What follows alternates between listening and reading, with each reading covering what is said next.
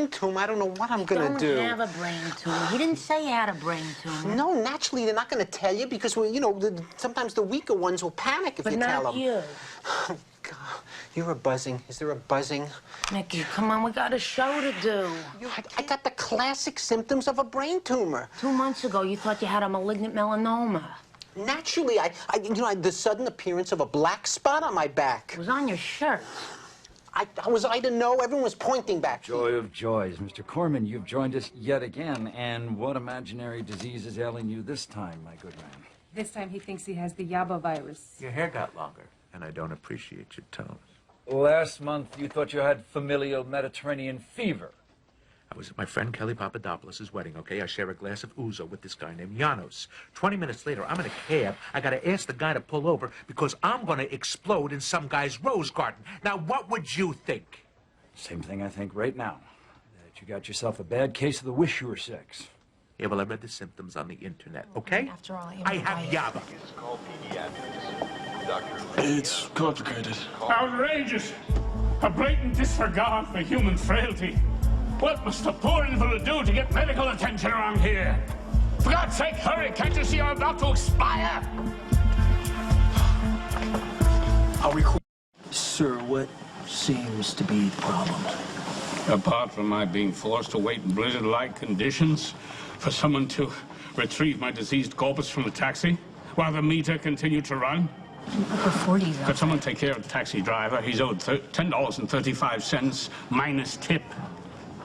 What seems to be the medical problem? Where to begin? Blinding head pain, blurred vision, lower body paralysis, and now frostbite.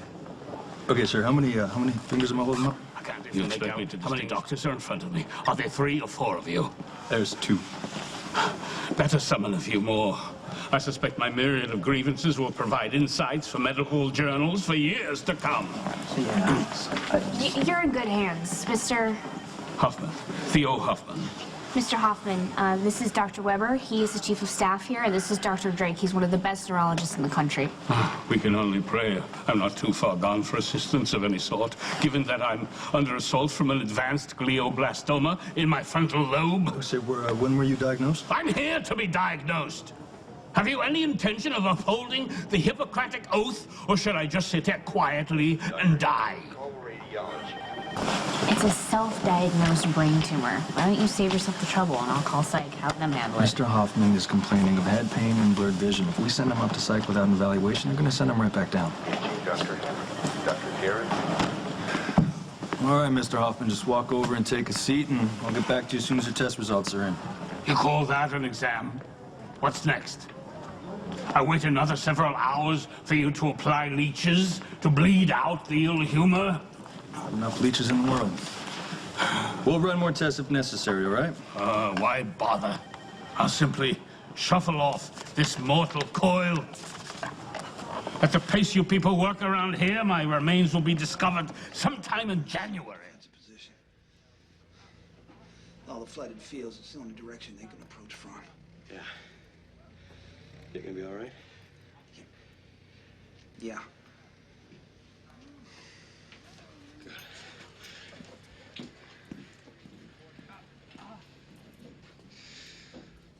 What's wrong with Blythe?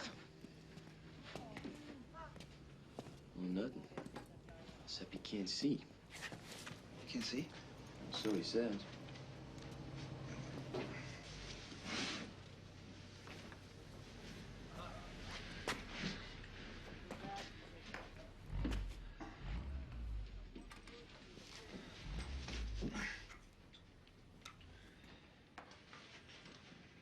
Blythe?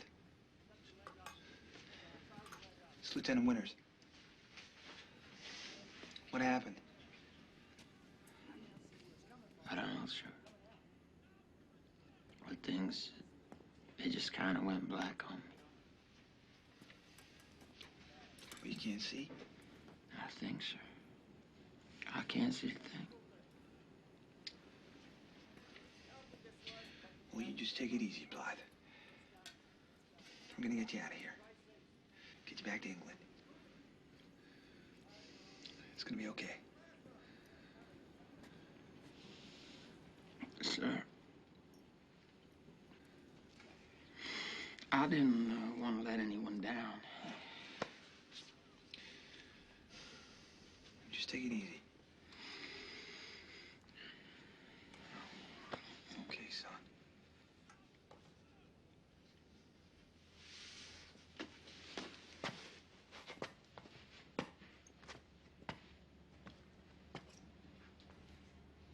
Sir, Yeah, what is it?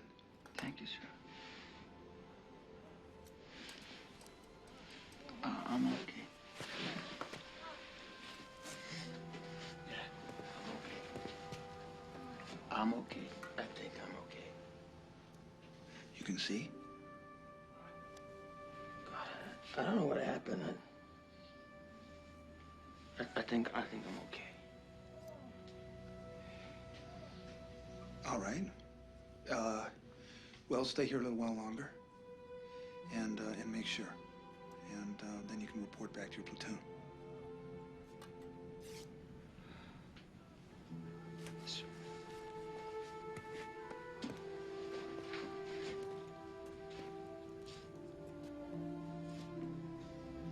I didn't either.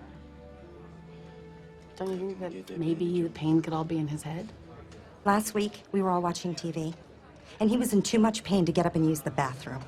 So he soiled himself on the couch right in front of our son. How do you explain that? Maybe there was a really good game on television. Probably not.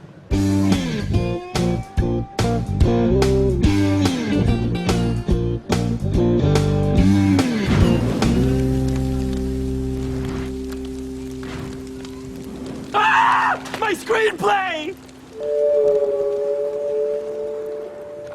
Hey, sport! You just lit your pipe on my title page. I heard Mrs. Wilt gave you the axe. She said I've led a great life, and every doctor in the world knows that's code for I'm ready to die. How old do you think I am, Dorian? Okay, there's no way to answer that and not get in trouble. Change the subject. Sir, I would be honored if you and Enid would join me at my place on Sunday for some homemade jambalaya. Well, it would be good for Enid to get out of the house. Oh my God, he's actually thinking about it. Change the subject back. You're 78, sir. You think I'm that old? Jambalaya. I'm 57, numbnuts. Really? And I know they say 57 is the new 40. Who? But lately, it seems all people see when they look in my direction is some old guy. Hell, just last week I was in the mall hanging out at Brookstone. Some kid asked me if I was lost. Brookstone, were you looking for gadgets, sir? If that's what you call troubling for mall ass, then yeah. Okay. The point is, you think Mrs. Wilk is old enough to die. I'm betting she doesn't agree. How am I supposed to know the janitor has feelings? We should have just believed Mr. Peel. I mean, it's not like somebody just poos their pants for no reason. Turk did that in college on a bet. Carla did not know that story. Thank you. Sometimes when you're feeling guilty, it's like a storm cloud over your head.